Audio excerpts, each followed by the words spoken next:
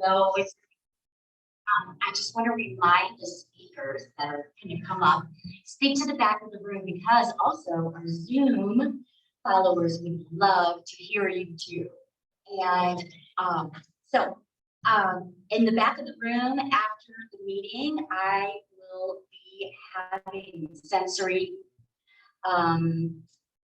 experiences, and I can do readings for you. And the $25, there's a QR code on the back there. If you wanted to go ahead and get one, you get a perfume with it, according to the one that you see to be most aligned with.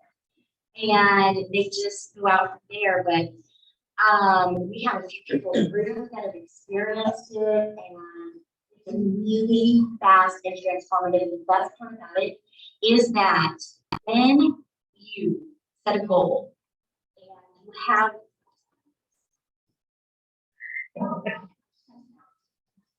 so when you have a goal and a new habit that you're trying to create, you know how fear and doubt starts creeping in. Okay. So that's the automated mind trying to usurp a new neuro prefrontal cortex idea. But the thing is, if you attach it to the past memory, some set memory and fear is in the same part of the brain. So if you make the set memory even stronger and match it to your goal or desire, then you can override those fear responses.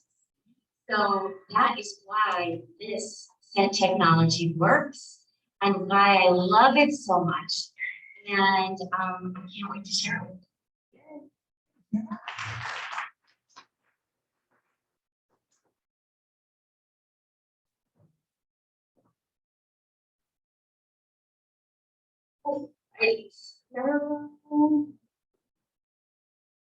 Moving into the getting to know you demonstration, you have a little booklet on your table that will give you time to interact with one another and network and hear about each other at your tables. Online, Tiffany's going to put you into the breakout room, so you'll be able to do the same. There is a little script that we have in here for you just to use. Everybody gets 60 seconds, so we'll probably be together about 6 or 7 minutes. I think that's what we're doing. And the facilitator will kind of keep everybody on track and just be mindful of that. Tiffany will, or Heidi, will we have a bell to let everybody know when to get the bell over there? Okay. All right, so Heidi will keep everybody on track in here. So here's just a quick example how this goes. You're just going to want to say, hi, my name is Missy Coleman. I own Sage Skincare down on the hill. I also have a radio show called Sage Advice with Melissa. My company specializes in skincare. My radio show specializes in mind, body, and spirit work. I am looking for partnerships with med spas and dermatology offices. In my professional life right now, I'm happy to say I don't need anything. I finally got all of my containers and have orders in process. And in my personal life right now, I am also good. Had a nice little vacation not too long ago, so I'm happy. In the next 60 days, I am looking to purchase absolutely nothing. And the dream I have is to get my skincare business to a point where I can create a nonprofit side and start working within the community, women coming out of incarceration, giving them an option to come in and learn a trade in shipping part of my business, and that is my big dream. That's a little bit about me. We're gonna give you an opportunity now to share at your table and connect.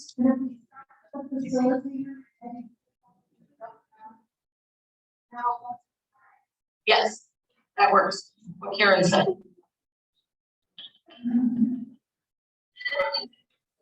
Somebody's right.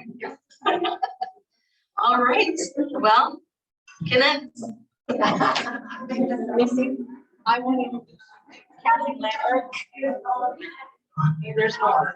There's more. This is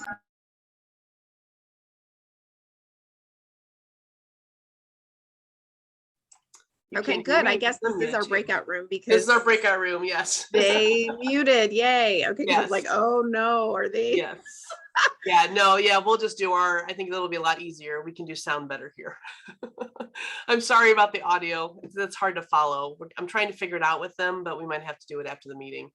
Yeah, personalities are just that, that's people's styles. So Right. And it's hard. And going hybrid is such a, like when you're having to think about both audiences, that's really tricky. So yeah, I'm impressed that they had two viewpoints. Yeah. Because I've been in meetings with like you're in the back, like the laptop's in the back of the room and you can't hear Right. anything and all that. Yeah, Right. Oh my gosh. Yeah. There's so much that goes into it that people just have no idea. Yeah. All right, cool. So let's at least three of us can network. So Allison, do you want to get started since you're Okay. mic off? Okay. I put the questions in the chat as well. I did as a see that. PDF. So Oh, okay. Okay. I was like, Yes. oh, I'm not sure what the getting to know you is. Okay. yes, it's the same thing though. So Yeah. So I network for, so I wear two hats. So right now, I do private tutoring as well as I wear a hat with a company called Legal Shield ID Shield. So, I am looking for partnerships and connections with, small business owners who are looking for ways to improve their culture, who are looking for maybe possible ways to overcome some of the issues that are going on with employment, so they can keep their valuable people, and protect their bottom line as well. In my professional life right now, I need, I think just growth and connections is the biggest part. Well, no, I think it's more specific than that. Right now, I need specific connections with, within industries and business owners in order to just have those conversations to start the connection. In my personal life right now, I need,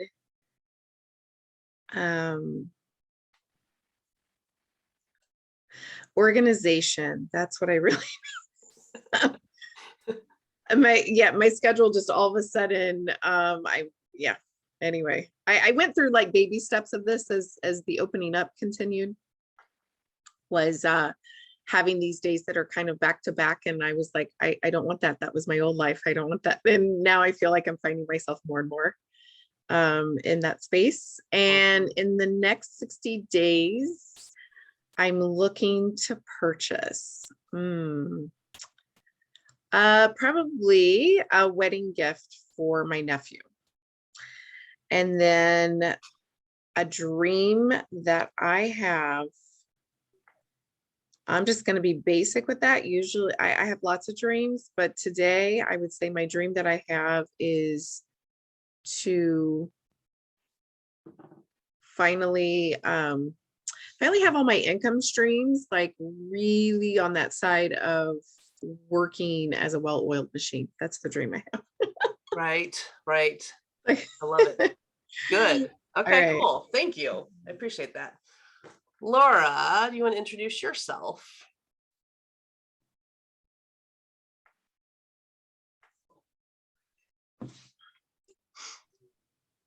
You're still muted though. Laura, can you hear us? I can't tell if she can hear us or she's just trying to get things working.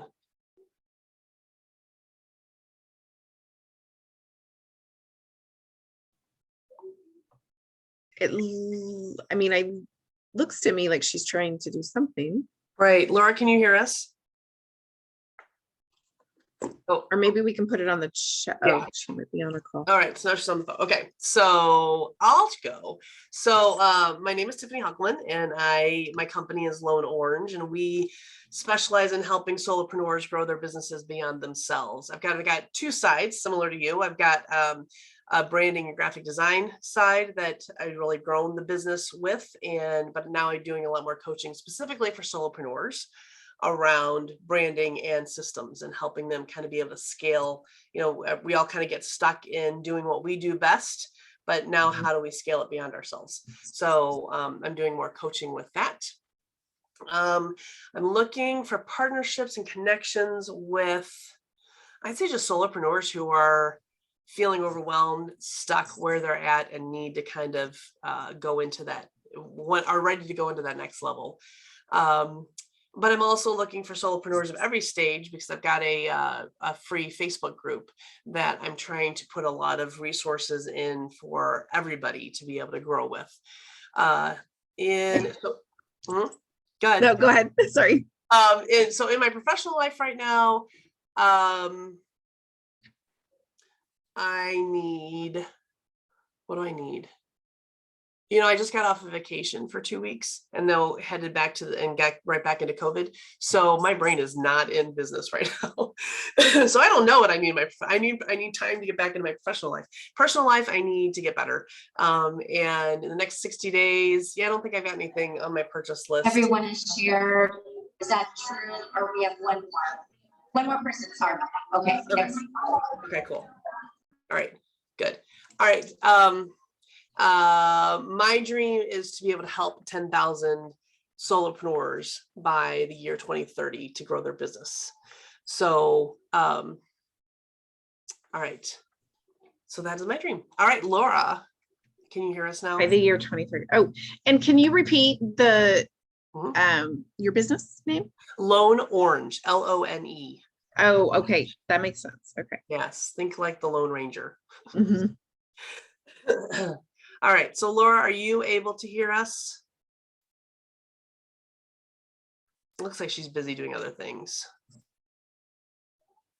Laura, Yeah. can you hear us? Hello.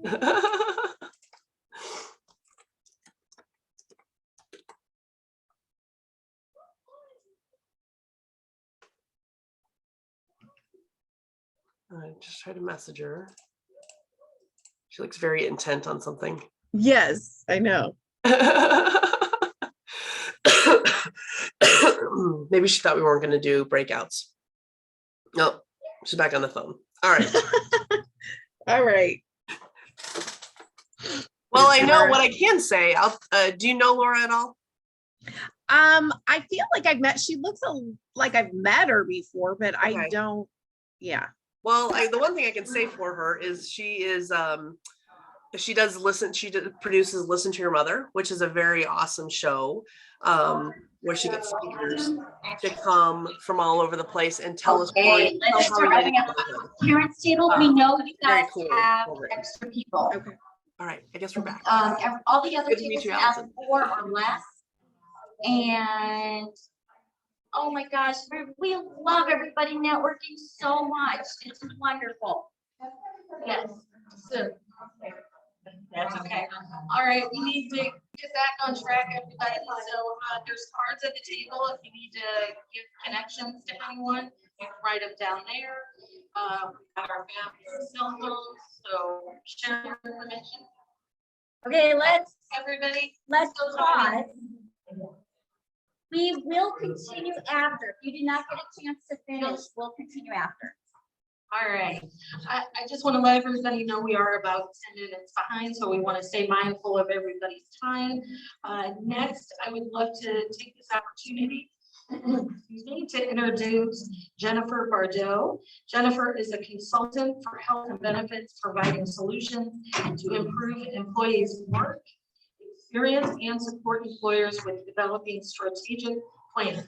She was award top person to know in St. Louis to help grow your business by Small Business Monthly. She made President Circle as well. She is a St. Louis native who is passionate about helping and advocating for others. She services on the St. Louis Fashion Alliance. She is the publisher and author of an international best-selling book called Owning Your Grit, and heavily involved in the St. Louis eco startup community, serving as a mentor for ITEN, SLU, IMT, and is a financial expert for WashU Scandalaris Center.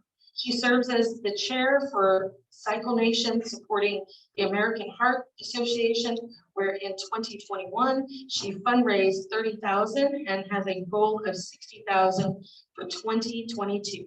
She is a dedicated mother of 3 young boys, and in her free time, loves doing anything outdoors, hiking, fishing, paddling, and boarding. Welcome, Jennifer.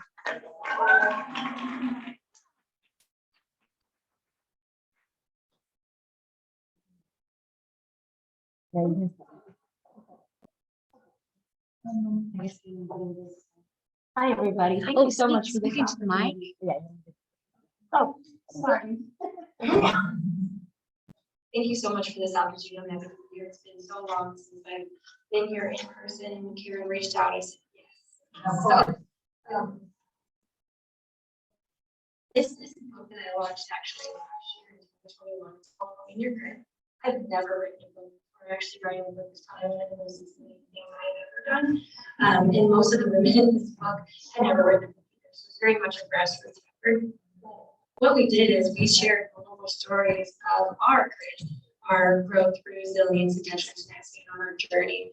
And from being so vulnerable, it ended up being a US bestseller, an international bestseller. I Googled it and it was picked up by Target and Walmart and Amazon and Barnes and Noble. I don't know how that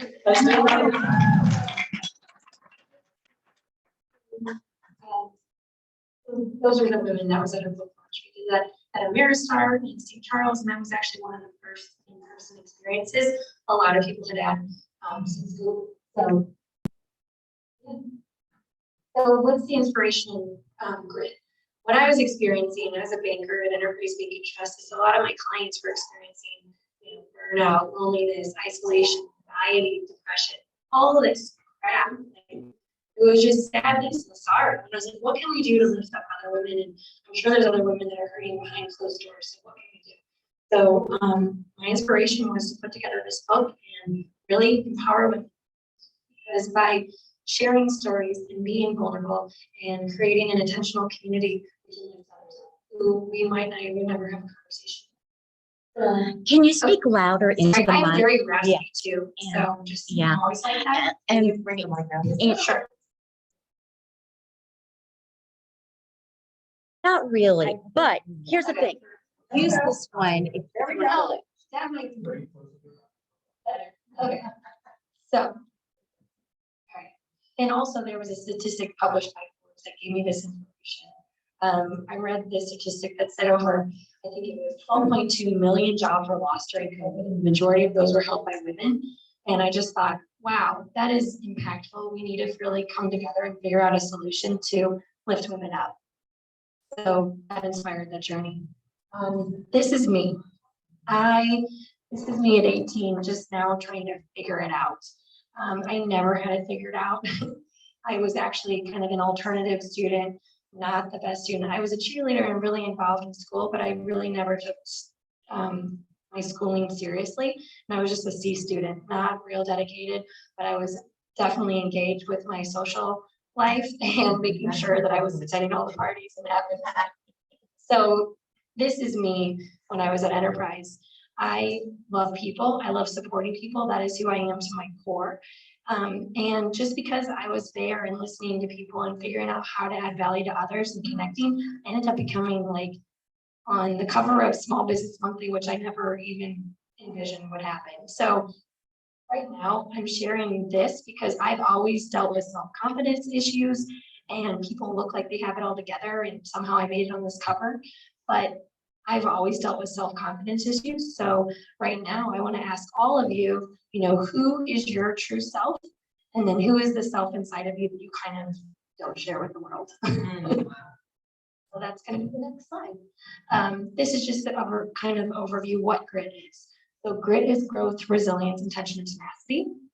But what I wanted to ask for you to do is to actually share something about yourself that maybe someone at the table doesn't know about, or talk about your experience of grit. Have you ever heard of grit?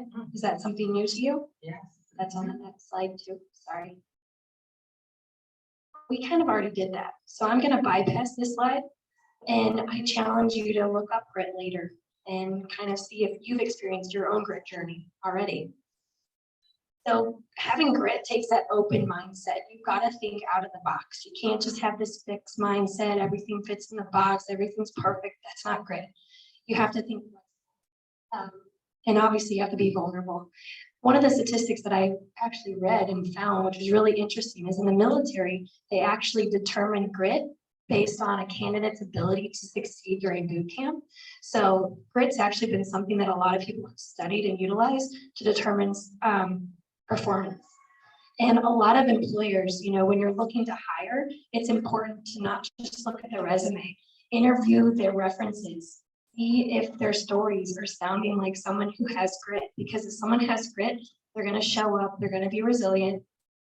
They might not have the, you know, designations that are designed for that role, but if you're interviewing these candidates and you're hearing them showing up in that place, you might want to consider a conversation. So why do I have grit? I don't know if I have grit, but I sure am really stubborn. This is me when I was in the 3rd grade. I was actually told that I was never going to graduate from high school. So here I am. I know. So here I am in this group setting with my mom and this lady that has the right title and the designation and comes from, you know, the special school district, assigning this label with an IEP, saying that because of my IEP, I would never graduate from high school and it was going to be really difficult. Well, until I discovered my own grit, I ended up taking that as my destiny. And my mom was my backbone for the longest time. So it's really important when you are in a vulnerable situation to have an advocate for you, because we cannot be strong always. So I share that story with you because mindset is critical. The picture that I showed you at 18 was when I flipped my script and I decided that, you know what? I do have what it takes. My mom would take me to all these different IQ tests and everything to prove that I have the abilities and the talents and the capacity. And I pushed myself to be the person in my family to graduate with a higher education degree. I was a first-gen graduate student, and I ended up making Dean's List with a 4.0. So, wow.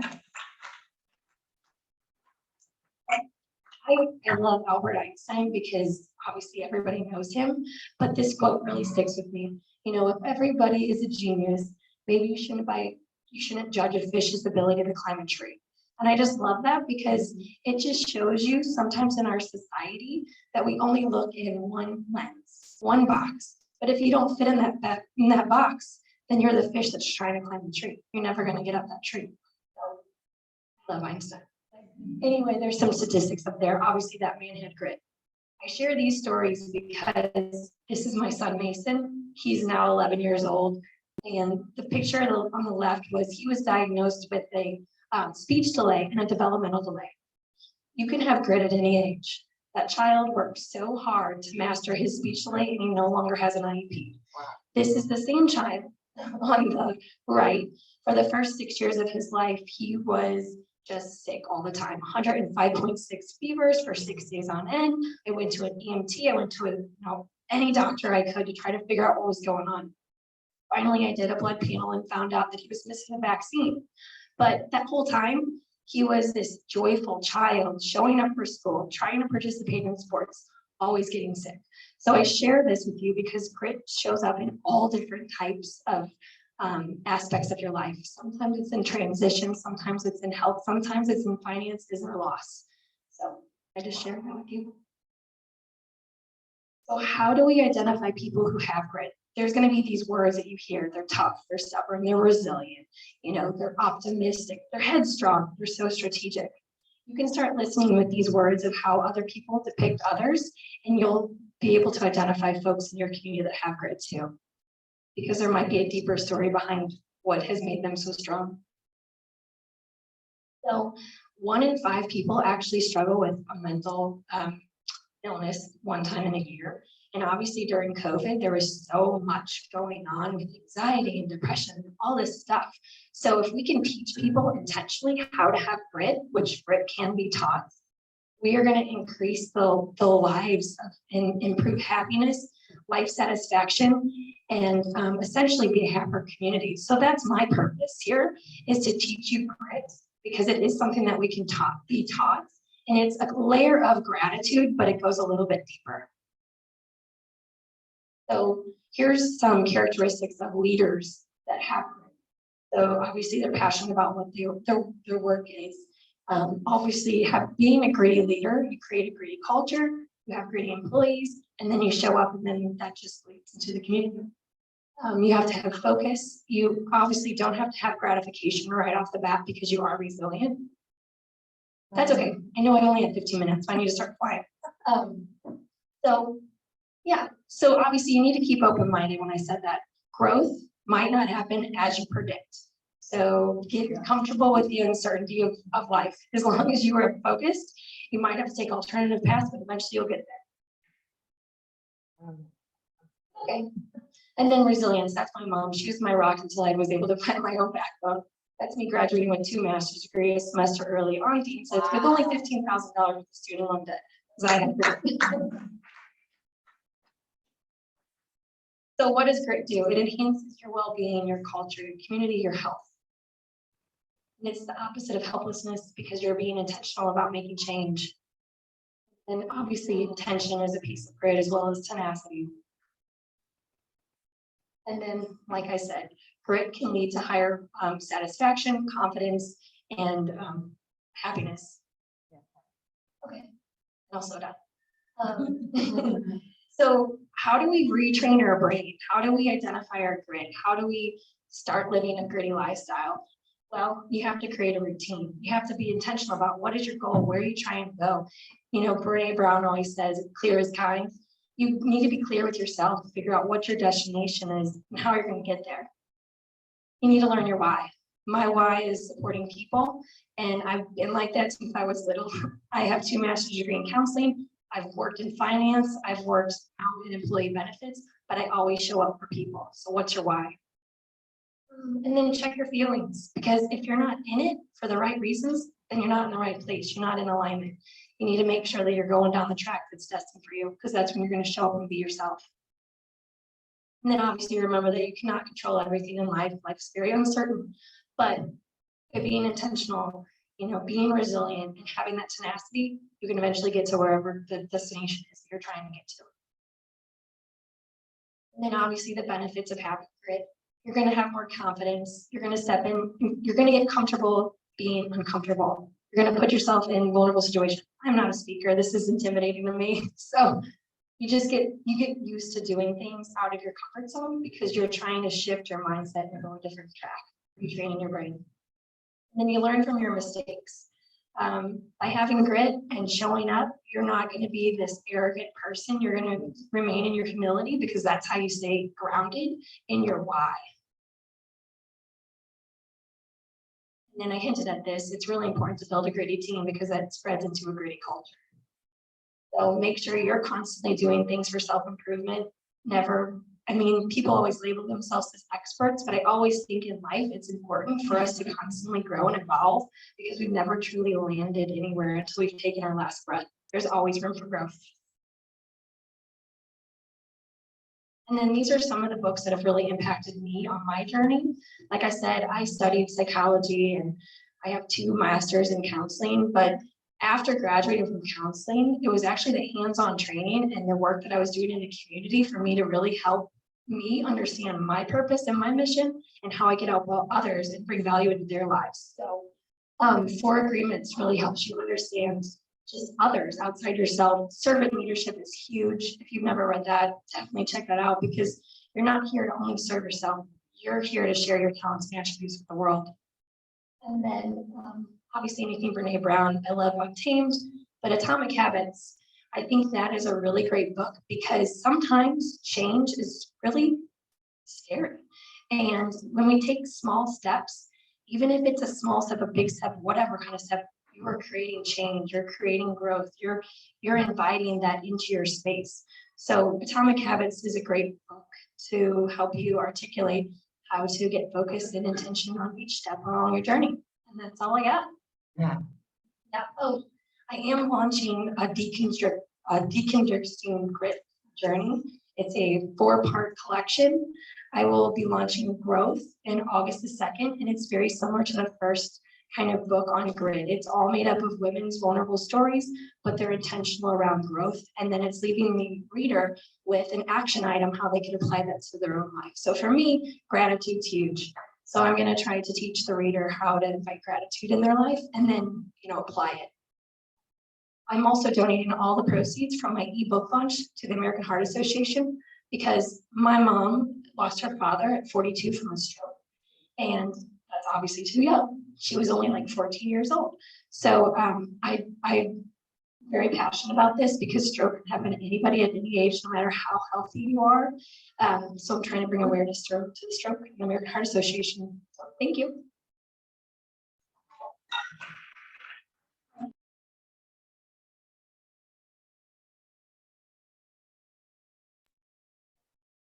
Yeah. I think it's allergies. I don't know what's going on with my throat, so I'm sorry.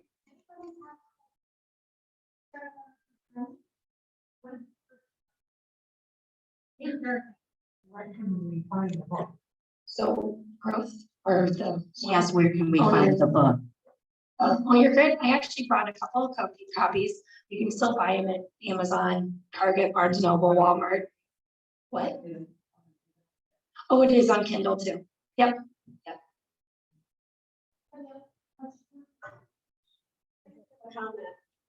I love you so much, and I think everybody in the room loves you. And even though you have grit, I think your greatest gift is your openness and vulnerability.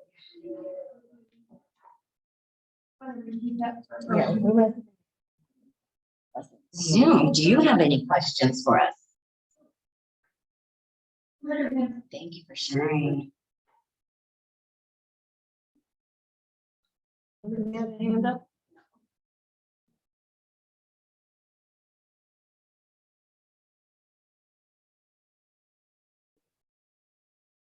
We're good. We're good. Yes, guys. thank you.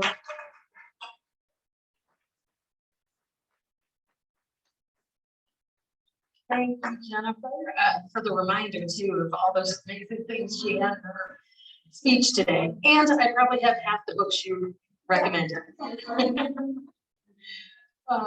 Now we are going to bring up Judy Ryan. She is going to introduce our next guest, Angie Munko. So Judy, come on up.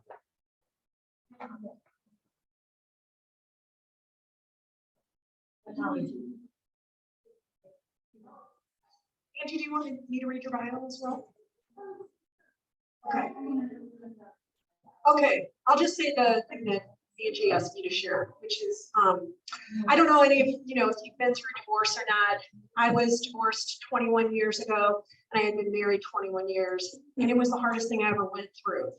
And it wasn't only hard before, during, and it was hard after.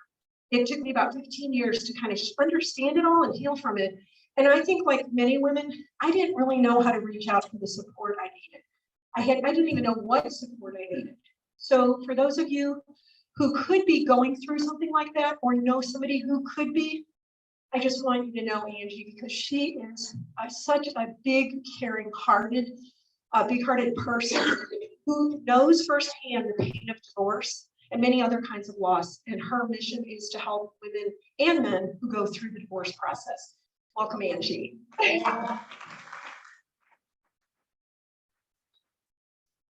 Oh, I'm nervous today. I'm just gonna take a deep breath. Let's just take a deep breath.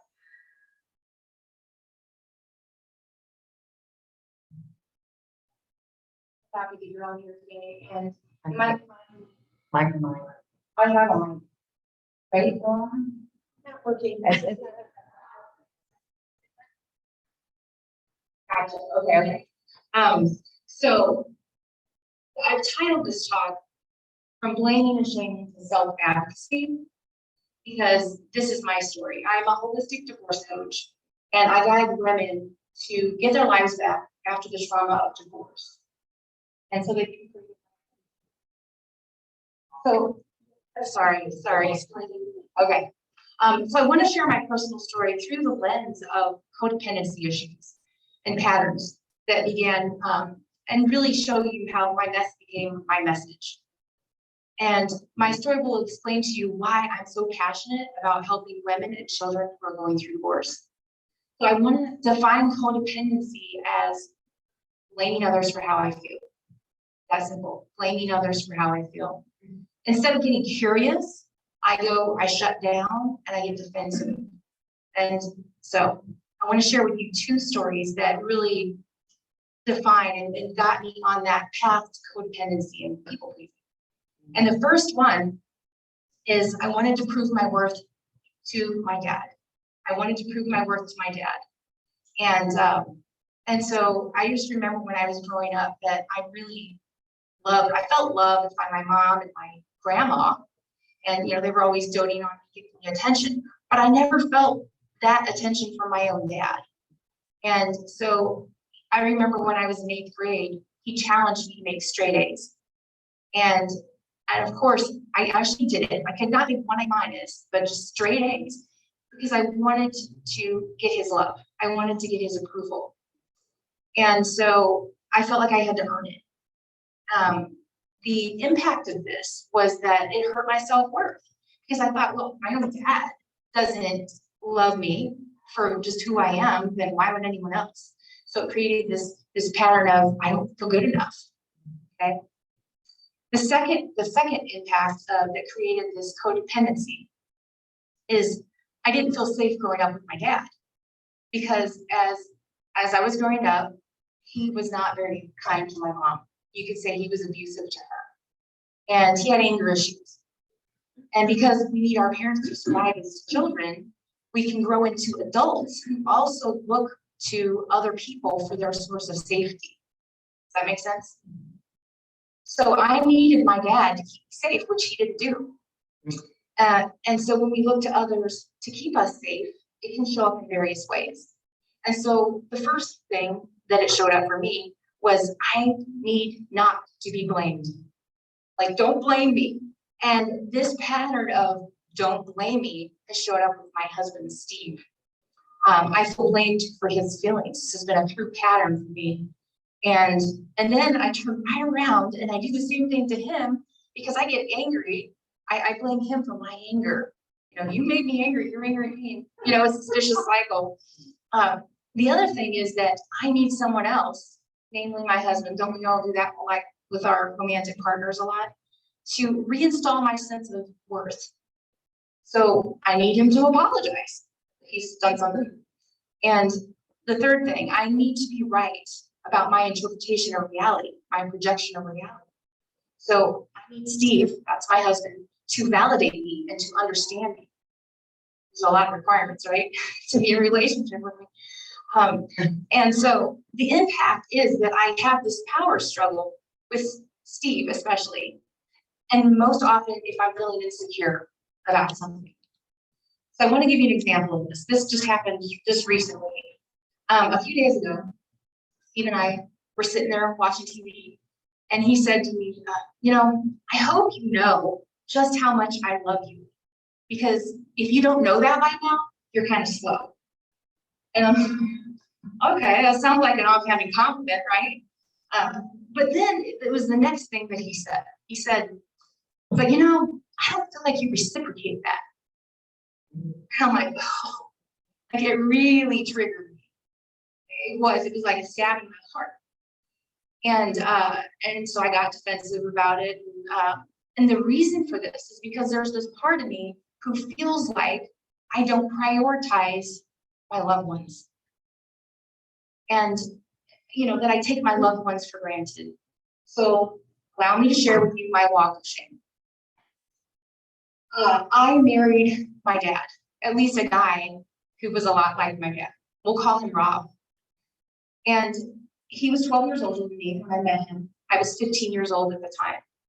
And I had an immediate crush. He was very, very smart, very flirty. And I was subconsciously seeking that father figure. Never got his attention, my dad's attention. So we dated for 7 years. We got married when I was almost 23 years old. I tried to control him. He tried to control me. I had daddy issues, as you've heard. He had mommy issues, feeling abandoned by his mom. And then a few years later, we ended up having our first and only child together, Maddie. And we were so excited to greet her if you're a mom, you know what I mean, or a dad, when you have that child, you wonder, what are they gonna look like? You know, are they gonna have the personality of my jokester husband, or me, more introverted and serious? And at 4 days old, we learned that Maddie had cystic fibrosis. And that was really hard. She was in the NICU unit at St. Louis Children's for a couple weeks before we could bring her home. And we began to adjust to this diagnosis and knowing that it was going to affect us forever. We didn't know the impact that it would have. And so, as I was married to Rob, I continued to feel resentment. It had been happening over the years, this feeling of taking over responsibility for our finances, everything, having that burden on my shoulder, which is really common for someone who has codependent. And I can tell you, I felt like a victim, a martyr. And because I didn't know how to set boundaries for myself, I didn't know how to say no when I really wanted to say no. And so maybe it was also that I was 15 years old when I met him, and I didn't really know who I was. I was so young. And as I began to mature, I started to study books on religion and spirituality and ask a lot of questions. And I just didn't like how I was being treated. So I was mature and I was growing. And I also didn't know how to let him know how unhappy I was. And so I felt ashamed of my thoughts of not wanting to be intimate and our growing disconnection. So meanwhile, by the way, were any pictures loaded up here, you know, of my daughter Maddie?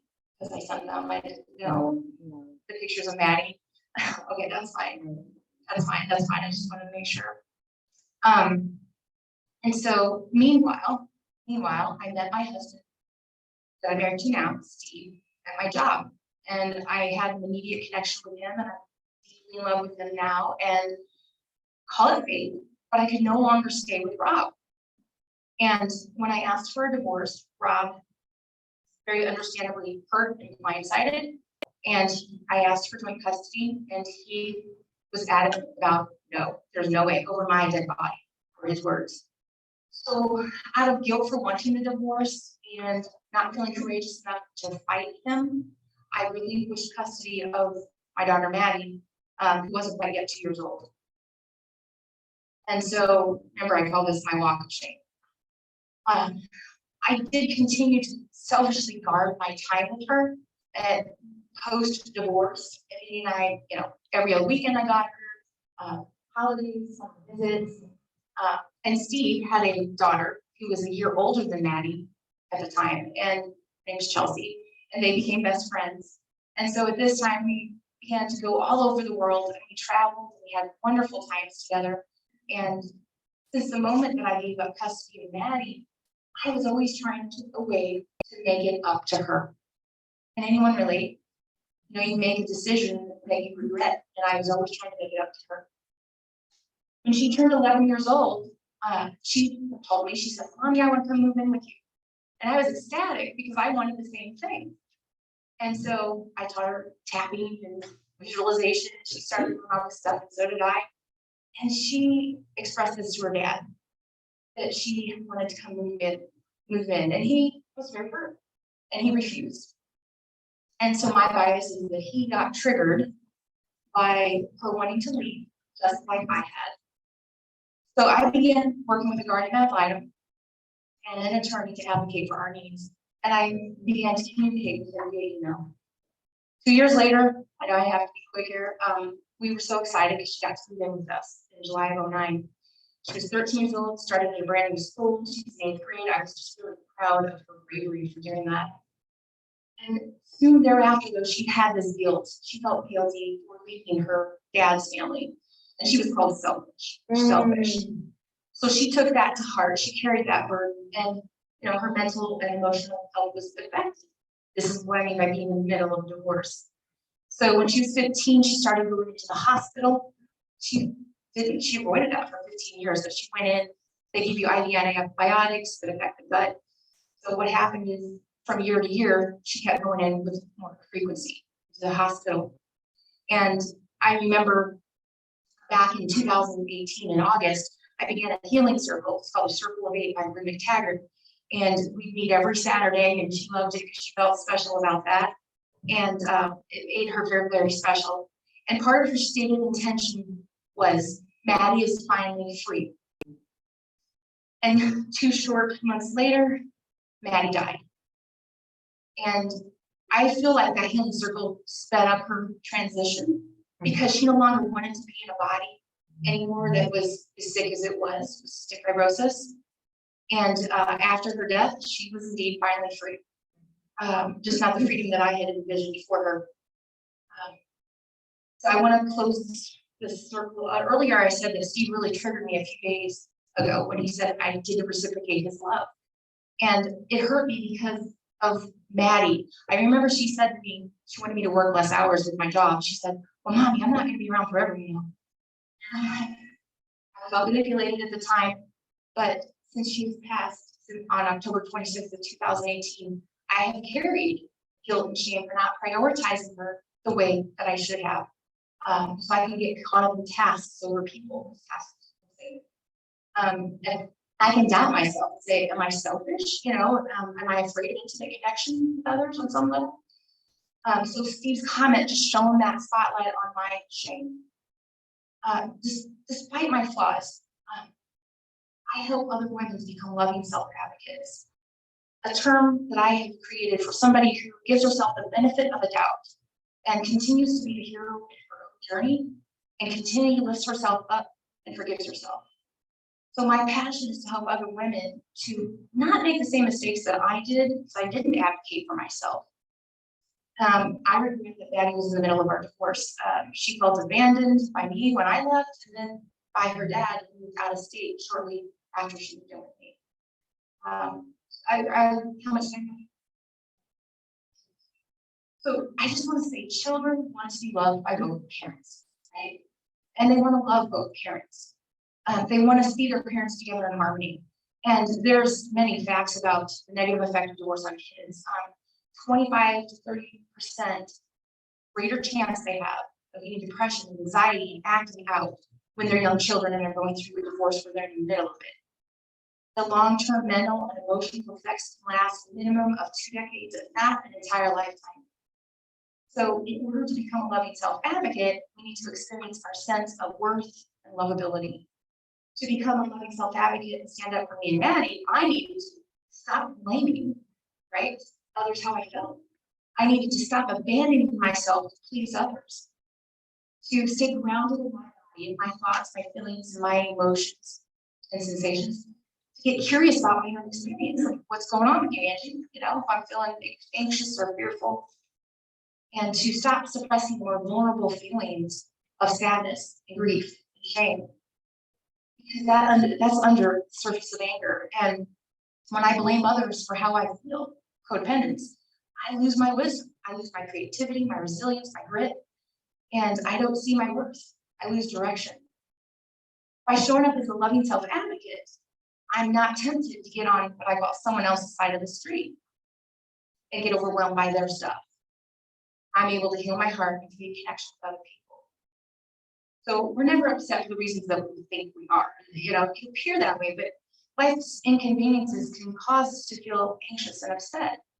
But it can almost always be traced back to grief.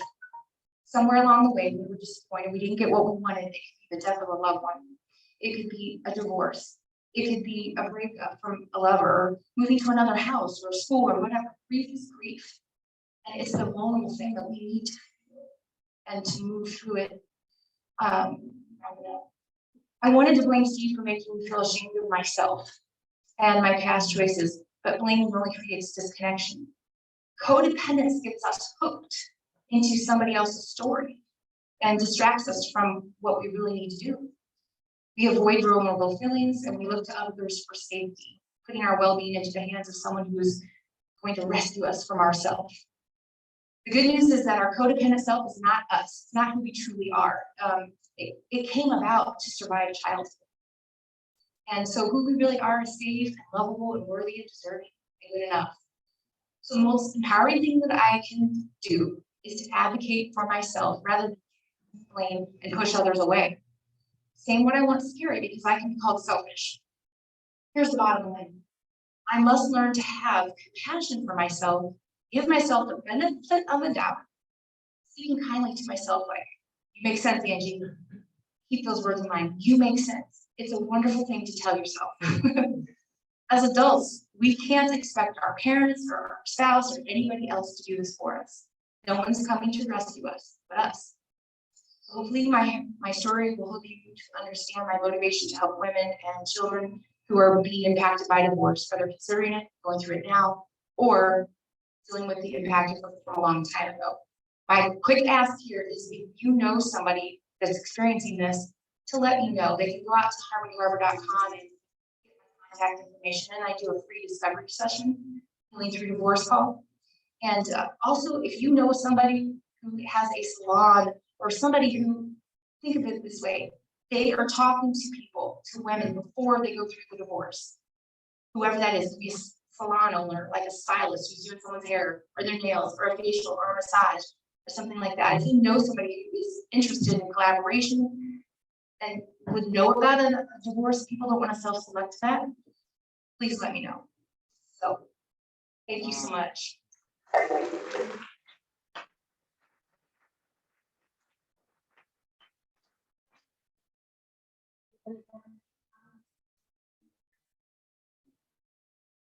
Thank you for sharing. You're welcome. Yeah, thank you so Yeah, he's my much. angel guy. He's with me right now. Anyone on Zoom have questions?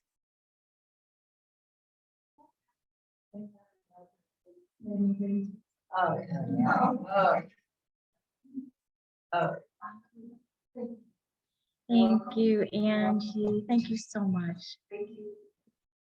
Speechless.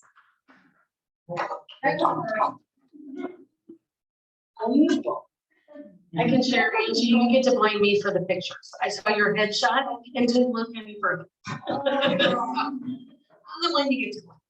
I don't think she's got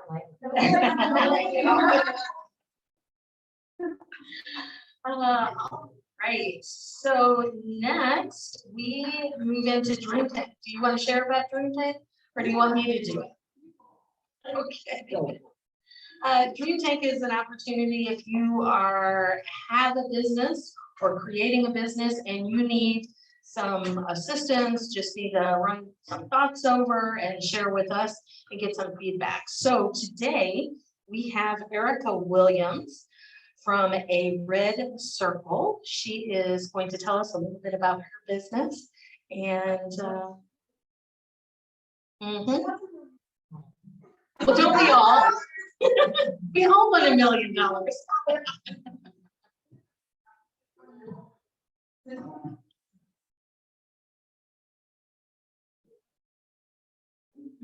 Well, good morning, everyone, and thank you so much for allowing me to be here, to be in the space with a Dream Tank. I mean, as a mom and as a busy nonprofit leader, I can resonate with so much of what you were saying. Which, you know, one of the highs for me running a Red Circle is that my Catholic kids work for me. So I get to see them sometime, either volunteering or working or contracting, or doing other things. My husband volunteers with us. So anyway, a Red Circle is a 5-year nonprofit organization. When I first came here in like 2019, 18, we were just getting started. So I was able to tell the group what we were hoping to do and planning to do. We work in North St. Louis County, and I say we, the team. Laura's here with me as our Director of Resilience and Strategy. So heard that word a few times today, so very exciting. But we work in North St. Louis County to promote community betterment in North County through a racial equity lens. What that looks like for us is providing opportunities for people for a region that has been neglected, suffer from disinvestment. We promote things like healthy food access. We have an urban farm, we have gardens. We're actually working to open a community-led grocery store and Nexus Center that will host other spaces for health and wellness in the region. We have educational programming, arts programming. We register voters, we educate voters, we connect with people in Jeff City to make sure that the policy things that we need them to do are the ones that we need so that we can impact our friends and neighbors in North County. And so I'm here because one, this is the first in-person event since COVID, so I was really, really happy to see everyone in person again. But we are launching a capital campaign very soon. So you'll see more about that in the coming weeks.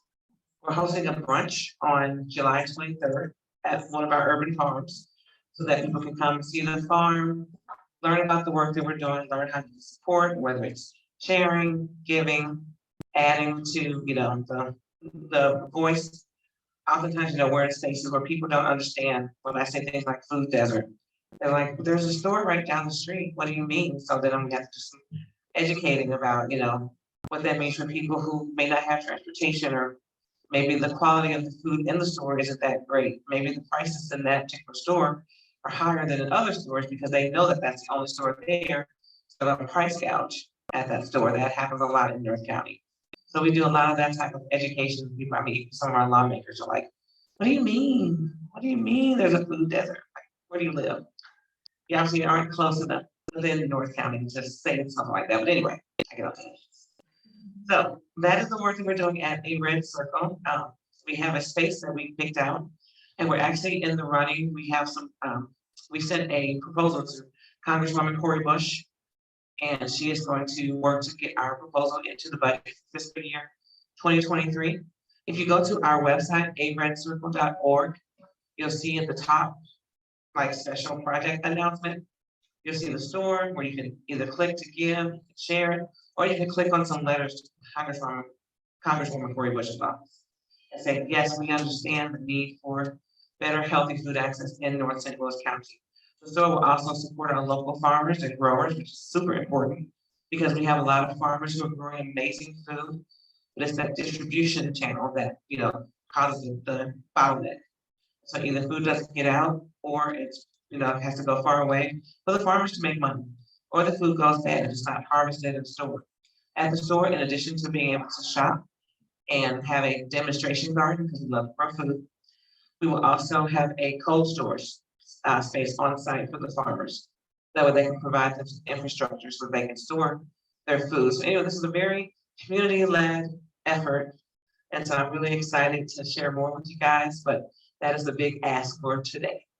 So thank you.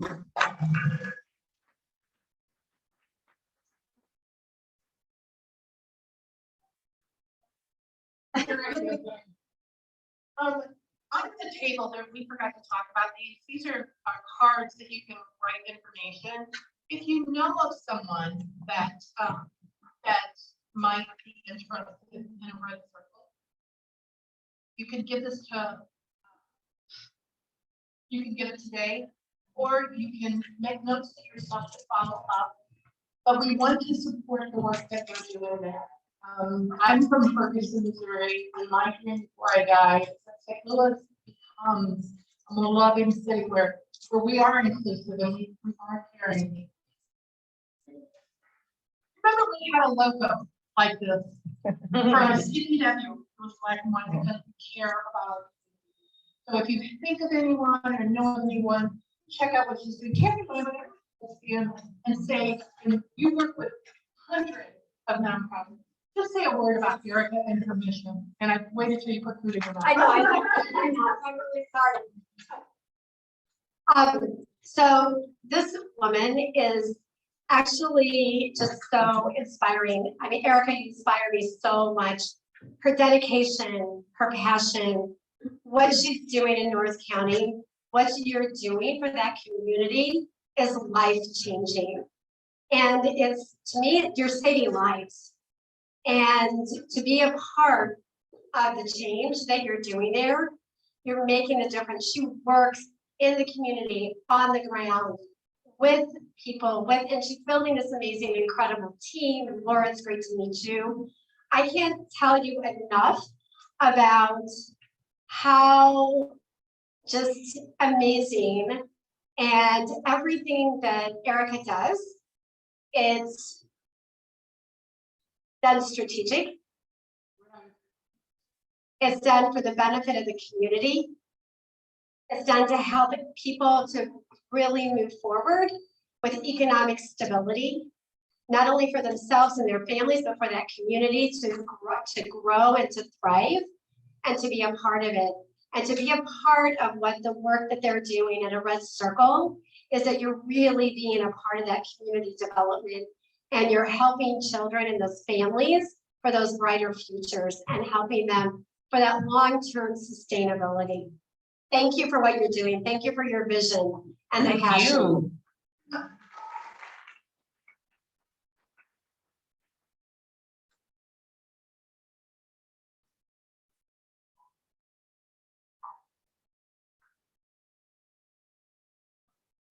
Sure.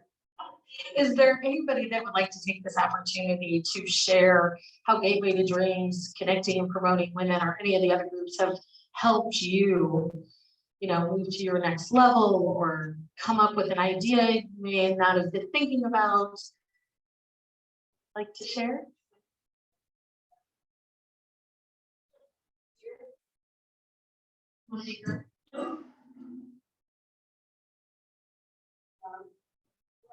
Gateway to Dreams, I was thinking almost everything that I have done in the last few years is a direct result of knowing people at Gateway to Dreams. Being an author of several books, Karen Hoffman having me and Shelley have Write Your Book Right Now, which by the way, is not starting on 11 a.m., which it says on the back of this, it's at 10 a.m. So just so you're not late if you want to join us. I love the vulnerability of everybody who is speaking today. I met Rebecca Now here, and we're doing Voices of American History, and we are reenactors. I also, because Michelle Petralia did everything she could to try to be here and couldn't, wanted me to let you know, all of you who supported her and wanting her to be a bra designer.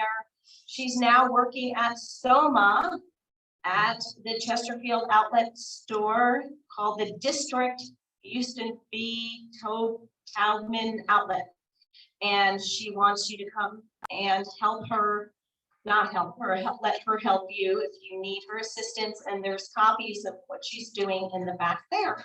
And so everything I have done for any kind of success is a direct result of being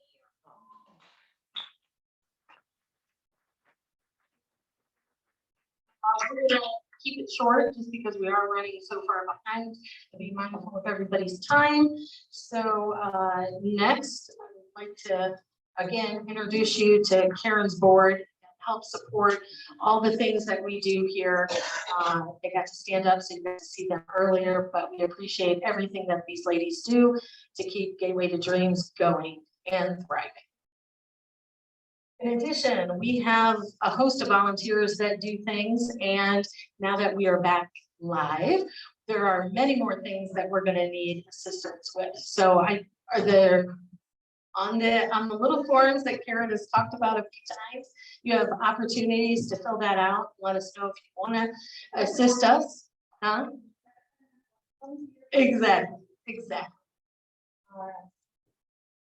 Next, like so many nonprofits, we are one as well, and we need your donations. And once your donations, we want to continue doing the programs that we do here, which is connecting and promoting women, Joy of Goals, Write Your Book Right Now, and your collaborative mastermind. So these things take time, energy, volunteers, and of course, money. And when we were meeting in live, we have a little box on the table. It's change for change. So if you have change you want to donate today, please feel free to drop that in that little box on your table. We appreciate any and all contributions.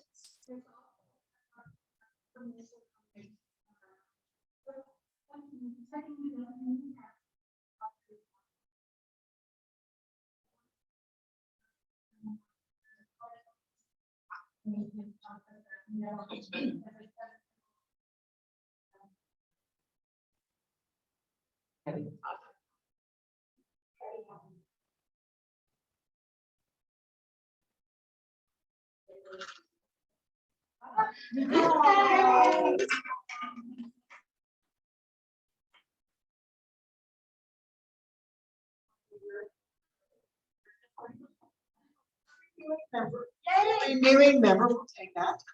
But Natalie is the owner of Just Dance. Just Dancing. And she'll teach you or you and your husband or you and whoever you want to dance with to learn to dance better. She's got a fantastic studio in Manchester at 141, right? Manchester Road 141. And so I just wanted to say thank you to her for rejoining.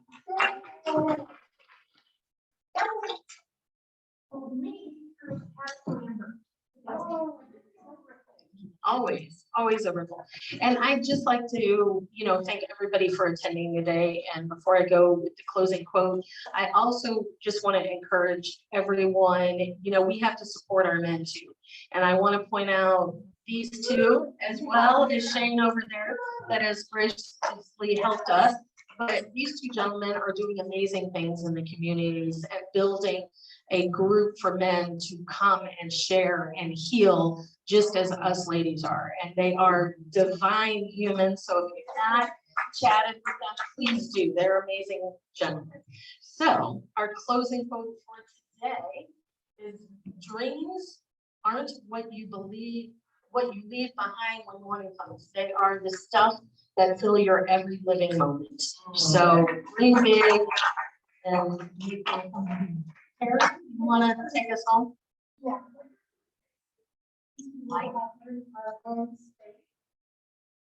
About having our home space. We used to meet at Spazia's. Some of us, that's where we first kicked this off. You can stay as long as you want. You can make a deeper connection. You can go in little groups. You can go and sit in there and make connections, because that's what this is all about, is making connections. Okay. So I love this song by Cookie Lee, and it's I Am Responsible. We found out that some of the members weren't comfortable with singing it. We've sang it for 2 years on Zoom. So being willing to have a little bit and make changes, I asked permission from Cookie to turn it into a poem or a, something I read. So I'm gonna read it. We are responsible to make the world a better place. Looking around the world, and what do you see? So many things in a state of need, pain and suffering all around us. We won't stand by and just let this be.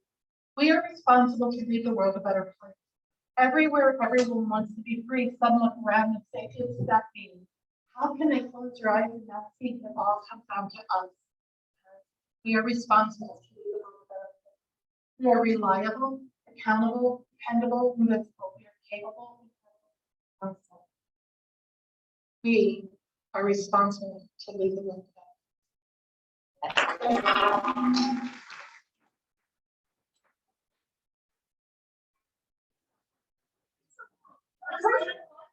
open our cards. Okay, let's go over a couple of minutes. We're gonna open our cards Okay. at the back. We're a little out of At the end. What's Sheba? Afterwards, they can come and smell. Oh, Sheba, you can come and smell the at the back booth. So all of you have a card.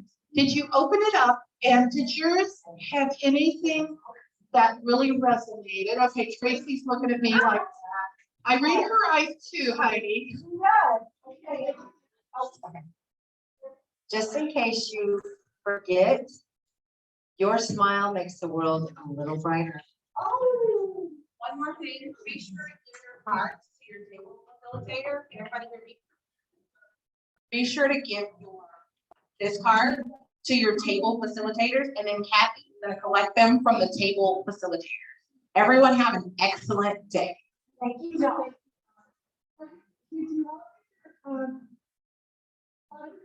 Are your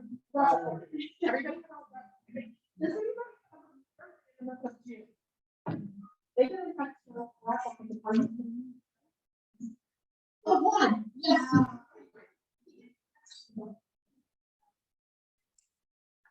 Well, Allison and Laura, thank you so much for joining us on the online version.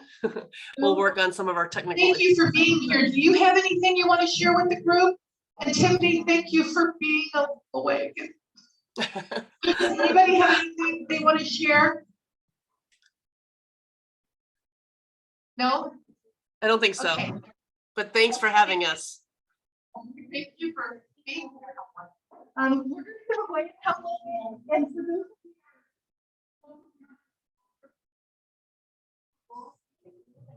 Have fun, my